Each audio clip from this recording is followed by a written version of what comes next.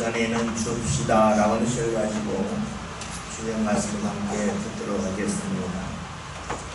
세계에서 가장 유명한 건축물 중에 하나는 스페인 바르셀로나에 있는 사그라다 파밀리아 성당입니다.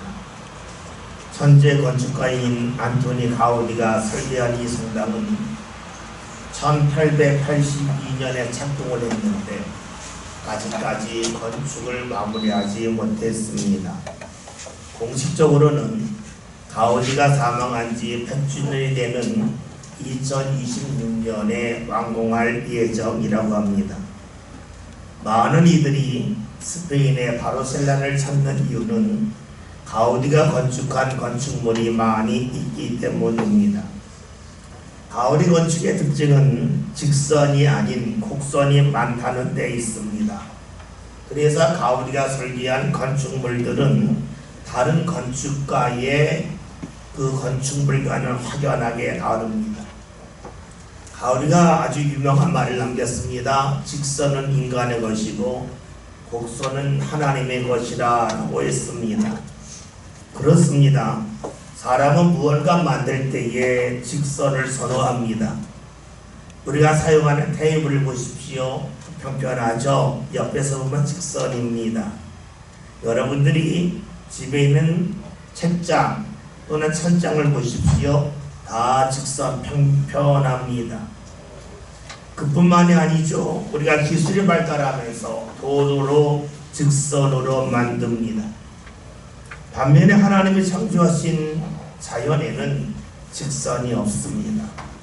모두가 곡선입니다. 나무도 그렇고 돌도 그렇고 물이 흘러가는 강도 그렇고 개울도 다 그러합니다. 사람들이 왜 직선을 좋아할까요? 직선을 만들면 많은 것을 안정적으로 올려놓을 수 있고 쌓을 수 있기 때문입니다.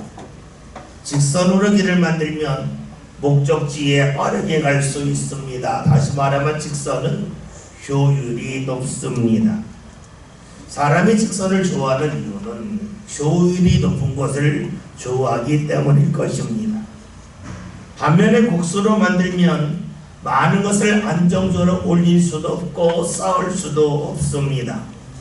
곡선으로 길을 만들면 목적지에 가는 길이 더딜 수밖에 없겠죠. 그래서 곡선은 직선에 비하면 효율이 크게 떨어집니다. 하나님이 만드신 자연을 보면 하나님은 사람과 관심이 다름을 알 수 있습니다. 사람은 효율을 중시하지만 하나님은 효율에 그다지 관심이 없다 하는 겁니다. 직선을 좋아하는 사람들은 효율을 좋아하기 때문에 곡선을 좋아하신 하나님, 다시 말해서 효율적이지 않는 하나님을 가까이 하기가 힘듭니다. 사람은 누구나 나와 비슷한 대상을 좋아합니다.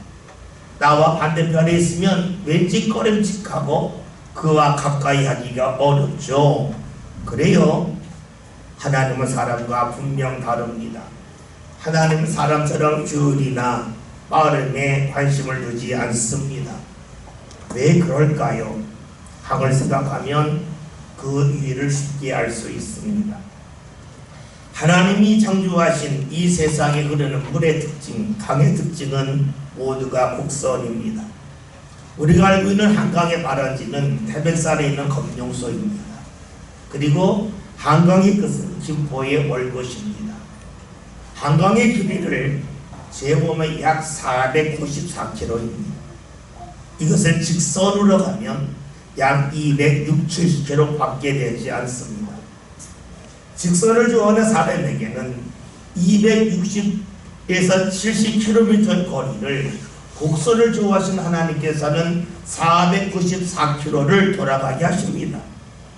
왜 하나님께서 빠르게 갈 수 있는 강을 천천히 이리저리 돌아가는 곡선으로 흐르게 하셨을까요? 그 이유는 그 강을 통해서 더 많은 사람이 혜택을 얻게 하기 위함입니다.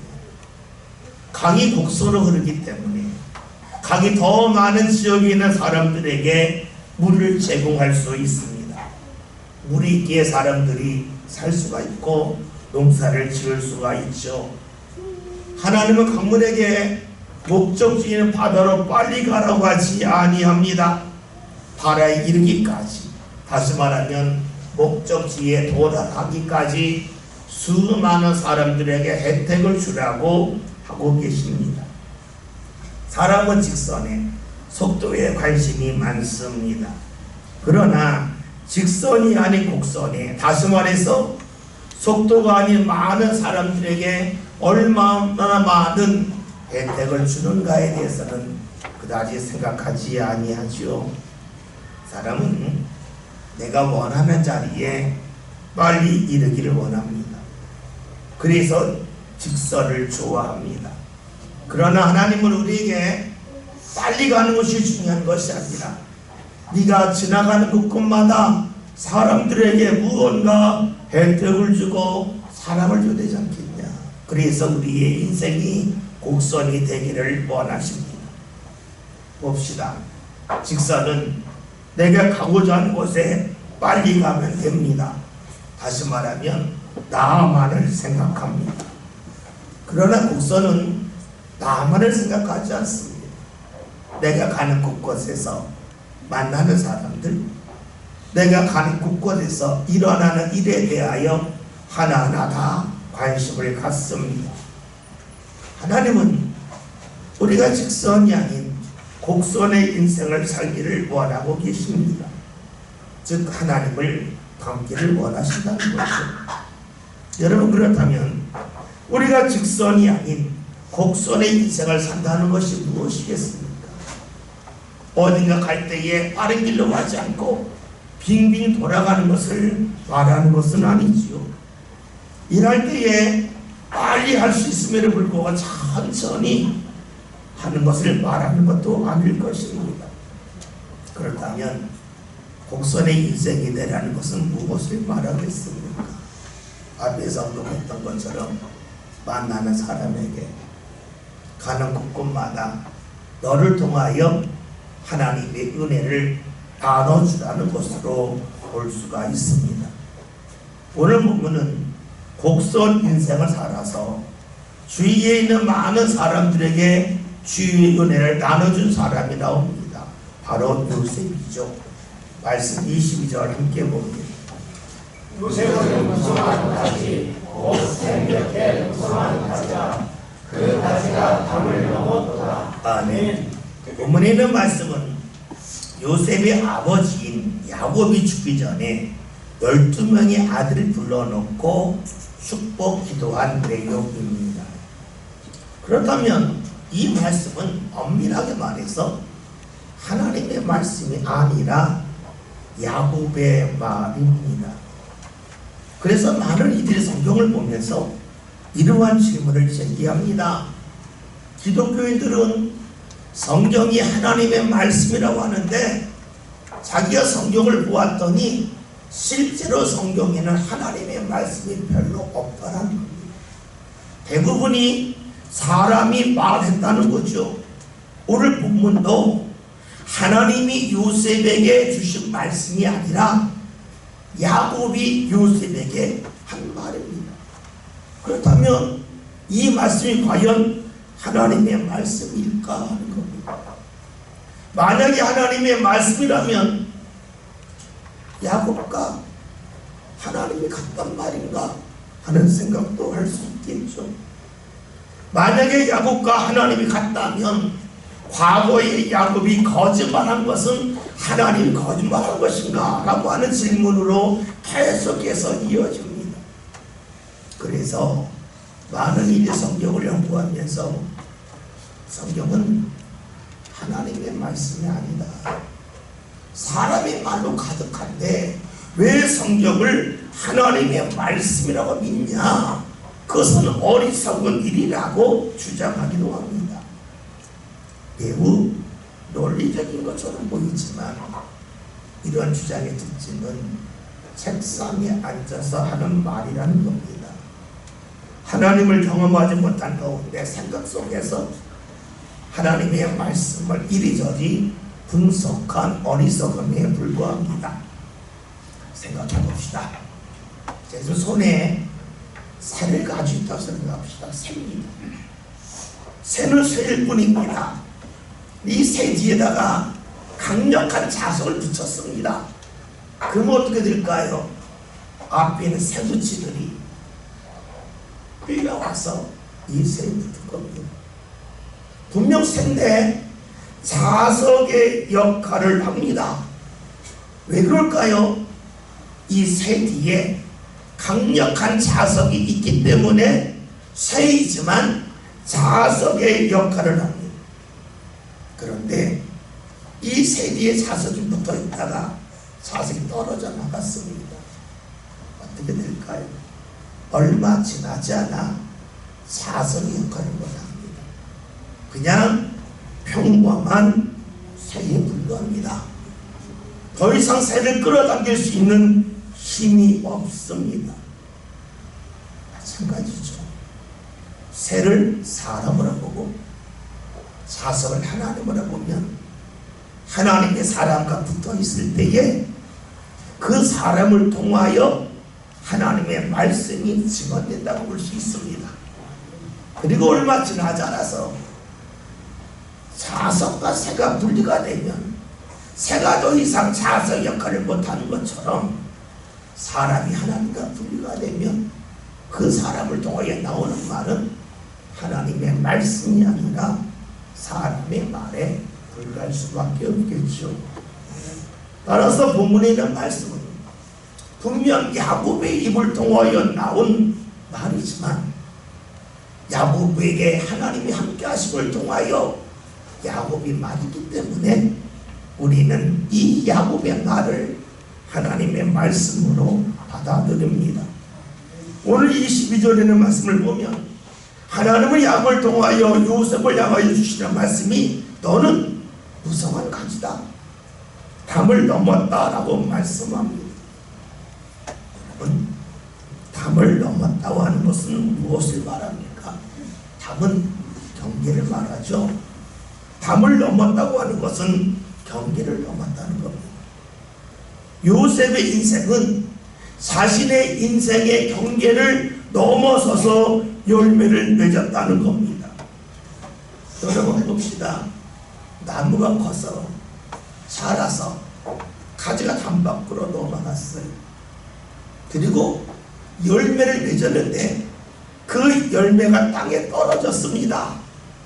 그러면 그 열매를 담 밖에 있는 사람이 가져갈 수 있지 않겠습니까? 다른 사람의 몫이 되지 않겠습니까? 따라서 요셉이 나무고 그의 가지가 담을 넘었다고 하는 것은 그를 통하여 맺어진 은혜의 열매를 다른 사람이 가져갔다고 볼 수가 있습니다. 담을 넘은 가지 열매는 다른 사람의 몫이 됩니다. 물론 마음이 좋아서 담 안에 있는 열매가 많이 맺어졌을 때에 그 열매를 담 밖에 있는 사람들에게 갖다 줄 수도 있어요. 그리하려면 필요한 것이 움직이는 수고를 해야 돼요. 노력해야 돼요. 일부러 해야 됩니다. 반면에 가지가 담을 넘는다면 옮기는 수고를 할 필요가 없어요. 담 밖에 열매가 맺어지고 떨어지기 때문이죠. 아주 자연스럽게 나눠줄 수 있습니다. 크게 수고하지 않아도 노력하지 않아도 담 밖에 있는 사람들에게 많은 열매를 나눠줄 수가 있습니다. 그러면 요셉이 무성한 가지가 되어서 그의 가지가 담 밖으로 넘어간 이유가 무엇입니까? 오늘 22절 말씀 다시 한번 봅니다. 요셉은 무성한 가지, 곧 생명의 무성한 가지라. 그 가지가 담을 넘었다. 아멘. 말씀을 보면 요셉이란 나무 곁에 샘이 있었음을 말씀합니다. 여러분 봅시다. 비가 적당히 내린다면 옆에 샘이 있든 없든 전혀 상관이 없어요. 문제는 비가 제대로 내리지 않을 때예요. 비가 적당하게 제때 내린다면 모든 나무가 열매를 잘 맺어요. 그때는 비가 적당하게 내리지 아니할 때입니다. 그런데 요셉이란 나무 옆에는 샘이 있었기에 비가 적당히 내리지 않는 어려움이 다가왔다 할지라도 나무가 무성했다는 거예요. 가지가 사방으로 쭉쭉 뻗어서 담을 넘었다고 말씀하고 있습니다. 이런 말씀을 보면서 이러한 생각을 할 수가 있어요. 하나님, 왜 요셉에게만 그의 인생의 나무 곁에 샘을 주셨습니까? 왜 11명의 형제들에게는 주시지 아니하고 요셉에게만 주셨습니까? 이거 불공평하지 않습니까? 라고 물음을 제기할 수 있습니다. 우리가 말씀을 좀 더 주의 깊게 볼 필요가 있어요. 오늘 말씀에서는 요셉 곁에 샘이 있었다고 말씀합니다. 누군가 샘물을 줬다고 말씀하지 않아요. 여러분, 그것은 무엇을 말합니까? 요셉이라는 나무의 뿌리가 가물었을 때에 가만히 있지 않고 샘을 향하여 쭉쭉 뻗어나가서 그 샘에 있는 물을 공급받았다고 볼 수가 있습니다. 따라서 이 말씀은 가뭄이 들었을 때에, 인생으로 말하면 삶의 어려움이 있을 때에 자신의 삶의 뿌리를 가만히 내버려 두지 아니하고 샘 곁으로 옮겨왔다고 하는 전제가 있습니다. 만약에 샘이 있다 할지라도 나무 뿌리가 샘을 향하여 뻗어가지 아니한다면 옆에 샘이 있든 없든 아무런 상관이 없겠죠. 샘물이 있어도 나무가 뻗어가지 않으면, 뿌리가 뻗어가지 않으면 아무런 소용이 없습니다. 그러하다면 요셉이라고 하는 나무의 가지는 담을 넘지 못했겠죠. 나무가 있는데 그 뿌리가 새로운 길을 가는 것이 싫다고, 나무의 뿌리를 쭉쭉 뻗어나가는 것이 힘들다고 그 일을 마다했다면 샘이 한들 비가 내리지 않는 얼음 속에서 열매를 맺거나 나무가 가지가 담을 넘는 일은 없었을 겁니다. 그렇다면 오늘 말씀에서 요셉의 나무가 샘 곁에 있었고 무성한 가지가 되어서 담을 넘었다고 하는 말씀은 요셉의 삶에 어려움이 있을 때에 나무 뿌리가 샘을 향하여 뻗어가듯이 요셉이 자신의 인생의 샘이 되시는 하나님을 향하여 움직였다고 볼 수 있습니다. 반면에 다른 형제들에게도 하나님이라고 하는 샘이 있었지만 다른 형제들 어려움이 있을 때에 자신의 인생의 뿌리를 하나님이라고 하는 샘을 향하여 뻗어가지 않았다라고 볼 수 있습니다. 이렇게 말씀을 전하면 여러분들 마음속에 목사님 너무 그 좋게만 보는 건 아닙니까? 그 너무너무 그냥 이상적으로 말씀 전하는 건 아닙니까? 라는 반문이 들 수도 있습니다. 그렇게 해석한다면 하나님의 공평하심에만 초점을 맞추고 그리고 모든 것을 사람의 책임으로 돌리는 그러한 설교 아닙니까? 라고 말할 수도 있을 겁니다. 그런데 계속되는 말씀을 보면 우리는 하나님 앞에 뻗어나간 그것이 요셉에게만 있었음을 찾아볼 수가 있습니다. 말씀 볼까요? 23절 봅시다. 약속을 따라 그를 학대하며 적개심을 가지고 그를 쏘았으나. 아멘. 말씀을 보면 요셉에게 적개심을 가지고 활을 쏘는 사람이 있었다라고 말합니다. 왜 성경에서 창을 쓰는 자, 칼을 쓰는 자라고 말씀하지 않았을까요? 사실 활보다 칼과찰이 더 위협적이지 않습니까?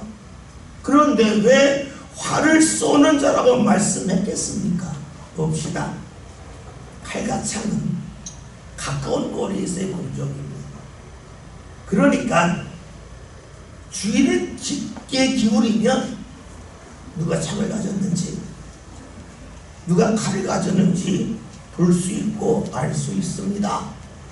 언제 공격해 올는지 짐작할 수 있습니다. 그런데 활은 완전히 다르죠. 활은 먼 거리에서 날아오는 공격형 무기입니다. 언제 어디서 날아올지 모릅니다.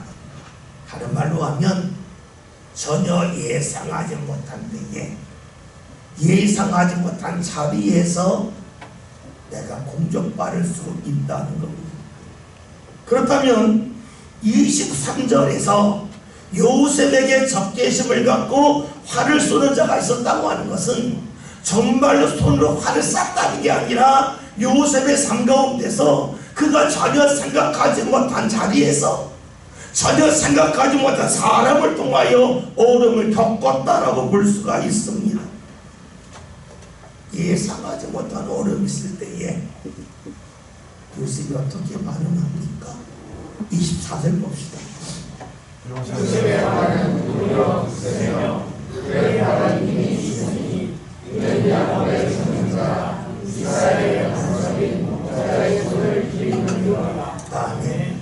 말씀을 보면 요셉은 활을 쏘는 자의 적개심으로 인하여 공격을 받을 때에 즉 예상하지 못한 어려움이 있었을 때 무엇을 했냐면 하나님의 손을 힘입었다라고 말씀합니다. 그런데 그 하나님은 어렸을 때부터 자기와 함께 아버지인 야곱의 전문자라고 말씀하고 있습니다. 우리는 여기서 두 가지를 살필 수 있습니다. 먼저 요셉은 활 쏘는 자, 즉 전혀 예상하지 못한 어려움이 있을 때에 하나님을 찾았다는 겁니다. 우리가 알고 있듯이 사람은 예상한 일을 겪을 때와 예상하지 못한 일을 겪을 때의 반응이 다릅니다. 예상한 일이 있으면 내가 무언가 준비할 수 있어요. 그런데 예상하지 못한 일을 겪게 되면 사람은 아무것도 준비할 수 없기 때문에 사람은 본능적으로 반응할 수밖에 없습니다. 활을 쏘는 자의 공격이 있었다. 즉 예상하지 못한 어려움이 있을 때에 요셉은 본능적으로 반응했는데 그 반응이 무엇이냐면 하나님을 찾았다, 의지했다는 겁니다. 우리가 알고 있듯이 사람은 늘 자기를 중심으로 해서 삽니다. 그래서 너무 힘든 일 겪게 되면 사람의 반응은 그게 새가 진짜는 배가 갚아주라고 해요. 힘이 있으면 배가 갚아주라고 해요. 조금 힘이 있으면 도망가요. 아주 힘이 없으면 털썩 주저앉습니다. 이것이 본능이에요. 그런데 요셉은 본능적으로 하나님을 찾습니다. 이거 어떻게 가능하겠습니까? 그것은 요셉이 하나님을 찾는 것이 습관이 되었기 때문입니다. 습관은 저절로 만들어지는 것이 아니죠. 수많은 훈련을 통하여 만들어지는 것이 습관입니다. 다시 말하면 요셉은 하나님을 찾는 훈련을 했고 그것이 습관이 되었기 때문에 활 쏘는 자의 공격, 즉 예상하지 못한 어려움이 다가왔을 때에 하나님을 찾았다는 것이지요. 다음으로 볼 것은 요셉이 찾은 하나님은 야곱의 전능자였다는 거죠. 야곱은 요셉의 아버지입니다. 요셉은 어릴 때부터 아버지가 하나님을 의지하는 것을 알았습니다. 그걸 보았습니다. 그런데 보고 아는 데서 멈추지 않고 아버지가 가졌던 신앙을 자신의 신앙으로 만들어가서 하나님을 찾는 것이 삶의 습관이 되도록 했습니다. 그 결과 아버지가 믿은 하나님을 자신도 믿었습니다. 여러분, 그러기에 22절에 우리가 읽었던 말씀처럼 요셉 곁에 셈이 있었고 어우러움이 있어도 그의 인생의 뿌리가 샘이 되신 하나님을 쭉쭉 뻗어갔기 때문에 가뭄이라고 하는 어려움이 있어도 그의 가지는 무성했고 담을 넘었고 담밖에 있는 사람들에게 수많은 열매를 나눠줄 수가 있었습니다. 그렇죠. 요셉은 삶에 어려움이 없었기에, 즉 삶의 조건이 좋았기 때문에 그의 인생의 나무가 가지를 뻗어서 담 밖으로 넘어가는 것이 아니라는 겁니다. 우리는 어려움이 없어야 잘 자랄 거라. 어려움이 없어야 크게 될 거라고 여기지만 성경은 결코 그렇게 말씀하지 않습니다. 생각하지 못한 어려움 속에서도 하나님을 찾는 신앙의 습관이 자리 잡은 사람이 사방으로 가지 뻗어서 담밖까지도 뻗어감을 말씀합니다. 그러니까 요셉이 그의 나무의 가지가 담을 넘은 비결은 하나님을 찾는 훈련을 했고 그것이 습관이 되었다는 겁니다. 말씀을 보면서 우리는 이런 생각을 가질 수 있습니다. 가물 때에 모든 나무는 살려고 뿌리를 땅속 깊이 내리지 않습니다. 힘들면 나무 뿌리는 어떻게 해서든지 수분을 찾아가니까 샘을 찾아가는 건 당연하지 않습니까? 라고 말합니다. 맞아요. 하나님이 만드신 나무는 모두 그래요. 그런데 하나님이 만드신 창조하신 나무와 달리 사람은 그렇게 하지 않습니다. 왜 그렇습니까? 사람은 나무와 달리 좋지 않은 의지가 있기 때문입니다. 여러분 봅시다. 나무 뿌리가 가물어서 샘을 향하여 뿌리를 뻗어갑니다. 달리 말하면 지금까지 가지 않던 길을 가는 겁니다. 지금까지 움직이지 않았던 뿌리가 움직여야 합니다. 여러분, 이것이 나무 뿌리가 샘을 향하여 가는 겁니다. 여러분 봅시다. 우리가 신앙의 사람인데 우리의 인생에 가뭄이 와서 어려움이 찾아왔습니다. 여러분, 그때 우리가 하나님을 찾자고 말하면 어떻게 반응합니까? 아, 지금 힘든데 그것까지 해야 돼요? 지금 내가 얼마나 힘든데 얼마나 바쁜데 그것까지 해야 돼요? 하면서 대부분 화를 내고 분노합니다. 아니, 힘들 때 교회에서 위로해줘야지. 왜 교회에서 부담을 주느냐고, 뭐 이런 교회가 있냐고 그런 주장하는 이들도 있습니다. 여러분 봅시다. 나무는 가물면 어려움은 가만지 않아요. 샘을 찾아 뻗어나가요. 그런데 사람들은 그렇게 하지 않아요. 뻗어가지 않아요. 요셉과 다르다는 겁니다. 어려울 때에 나무 뿌리가 샘을 찾아갔더니 하나님은 그러한 나무인 요셉에게 가지가 무성하게 하셨고 그 가지가 담을 넘게 하셨습니다.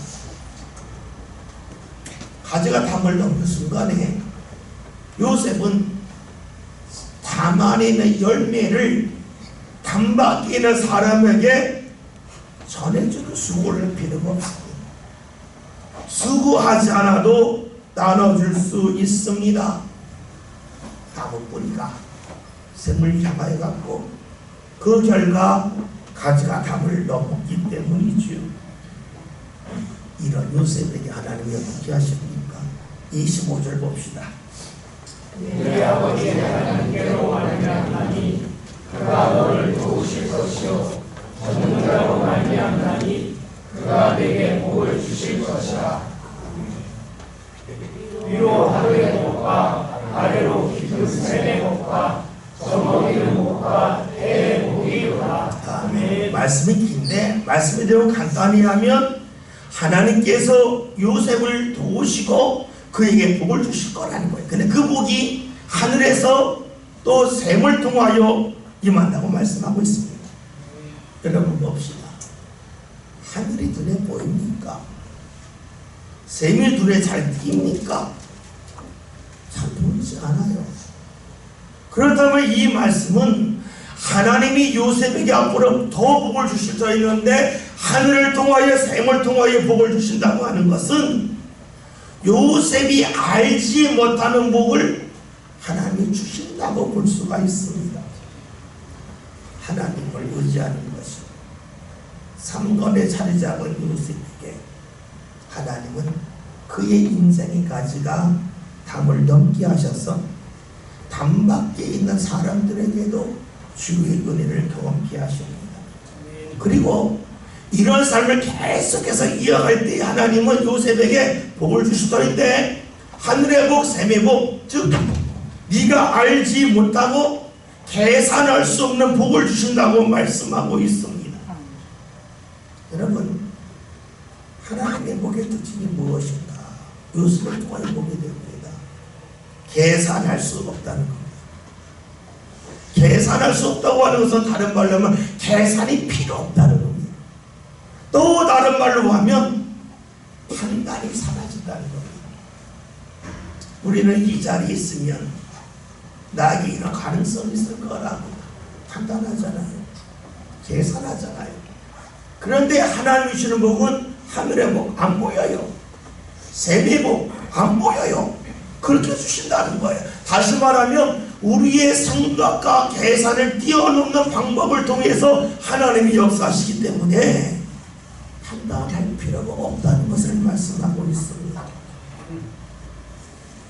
이런 요셉을 향해 하나님은 야곱에게 입을 열게 하십니다. 26절 봅시다. 내 아버지의 축복이 내 선조의 축복보다 나아서 영원한 상이 하나 없음 같이 이 축복이 요셉의 머리로 돌아오며 그 형제 중 뛰어난 자의 정수리로 돌아오리로다. 말씀이 긴데 한마디로 보면 모든 복을 넘어서는 복이 만나는 거예요. 모든 것을 넘어선다고 하는 것은 내가 볼 수 있는 한계를 넘어선다는 것을 말하지요. 다시 말하면 내가 생각할 수 없고 그리고 내가 알 수도 없는 곳으로 하나님이 인도하심을 말씀하고 있습니다. 요셉이 하나님을 의지하는 것이 삶에 자리 잡았습니다. 얼음이 있어도 그의 인생의 나무의 뿌리가 샘이 되신 하나님을 향해 뻗어나갔습니다. 그랬더니 하나님께서 그가 생각하지를 못하였던 그의 계산을 뛰어넘는 그리고 더 이상 판단할 필요가 없는 삶을 살 수 있도록 은혜를 부어주셨습니다. 요셉에게는 일생토록 적개심을 가지고 화를 쏘는 자의 공격이 있습니다. 예상하지 못한 어려움이 있습니다. 그래도 하나님을 의지합니다. 그러는 가운데 하나님께서는 그의 삶의 가지를 사방으로 먹게 하시면서 담 밖에 있는 사람들에게까지도 주의 은혜를 주게 하셨습니다. 오늘 말씀을 보면서 우리의 삶을 다시만 볼 수밖에 없습니다. 여러분, 모든 사람에게는 담이 있습니다. 내 인생의 영역이 있습니다. 부부다 할지라도 엄밀하게 말하면 부부 사이에 담이 있습니다. 담 밖에 있는 사람입니다. 자녀도 마찬가지로 아무리 가까워도 자녀는 내 인생 담 밖에 있는 대상입니다. 많은 부부들이 내 인생에 담아내는 열매를 많이 맺어서 자녀들에게 막 갖다 주려고 합니다. 많이 갖다 주면 좋아하고 조금 가져다 주면 아쉬워하지요. 그러니 여러분, 오늘 성경은 말씀합니다. 그렇게 하지 않아도 된다는 거예요. 요셉이란 나무는 많은 열매를 맺어서 그 열매를 담 밖으로 옮기는 수고를 하지 않았습니다.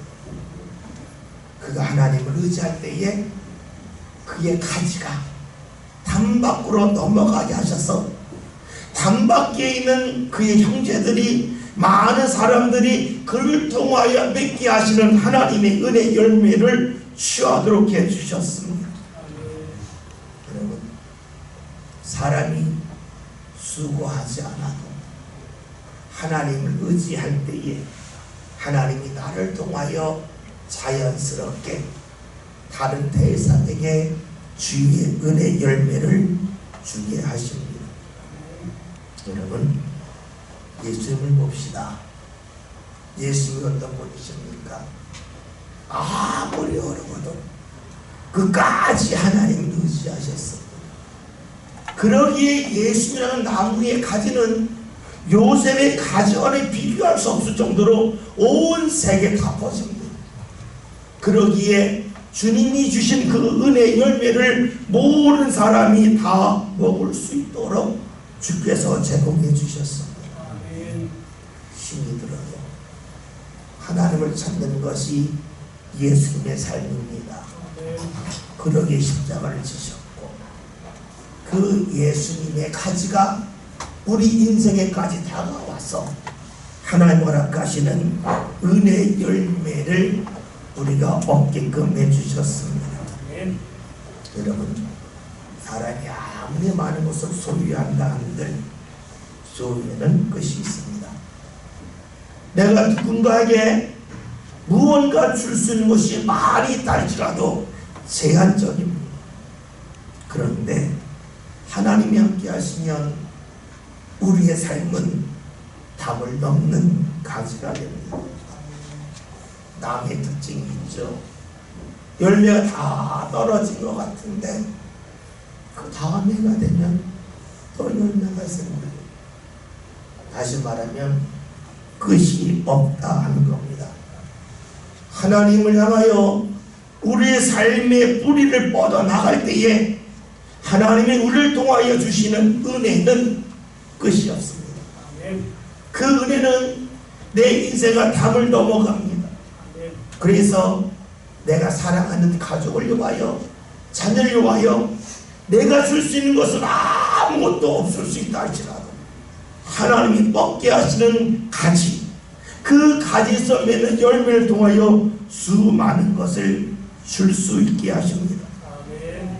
오늘 말씀 제목이 줍시다입니다. 여러분, 여러분에게 있는 거 얼만큼 줄 수 있겠습니까? 우리의 소리는 분명 한계가 있습니다. 주고 싶어도 더 이상 줄 수 없는 날이 옵니다. 그러나 우리 인생의 나무의 뿌리를 하나님께 뻗어나가며 우리 인생의 열매는 내 인생의 담을 넘어갑니다. 나만이 아니라 다른 사람에게까지도 주의 은혜의 열매를 나눠줍니다. 여러분, 그 길을 걸어갑시다. 그 길을 걸어가는 것은 어디 있습니까? 요셉이 하나님을 찾는 것이 습관이 되었습니다. 활 쏘는 자가 적개심을 가지고 전혀 예상하지 못한 자리에서 오름을 가져왔지만 그럼에도 불구하고 하나님을 찾았습니다. 저와 여러분이 하나님을 찾는 것을 훈련합시다. 훈련이 쌓이는 가운데 하나님을 찾는 것이 삶의 습관이 됩시다. 그리하여 나도 모르는 사이에 내 인생의 가치가 담을 넘어서 내 주위 있는 사람들에게 주의 은혜 열매를 줄 수 있는 저와 여러분이 다 될 수 있기를 주의 이름으로 기원드립니다. 살아계신 하나님, 오늘